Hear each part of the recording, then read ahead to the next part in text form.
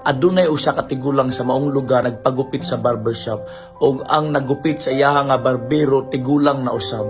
Ug samtang nitabo ang paggupit, niingon ang tigulang nga nagpagupit, niining lugara akong gikwenta-kwenta sa akong naipon murag ako gyud ang pinakakwartahan. Niingon pod ang tigulang nga barbero, murag baliktad kayo ta.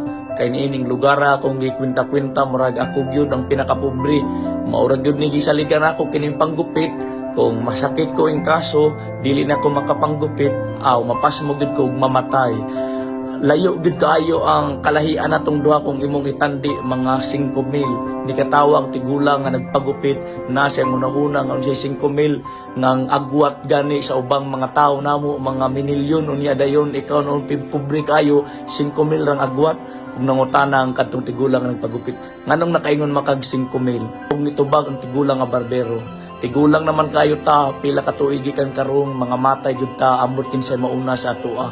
Akong gitan-aw ang presyo sa lungon didto, ang pinakabarato 10,000, ang pinakamahal 15,000. Kay pobre man ko ang akong mapalit mao gitong pinakabarato 10,000, unya ikaw kay kwartahan man kang imong mapalit katug yung pinakamahal 15,000. So ang agwat natong duha 5,000 ra gyud. Didto nakamata ang maong tigulang. Bisan unsang status nato sa tong kinabuhi no, sa minteryo ra gyud gyapon ta mag-abot.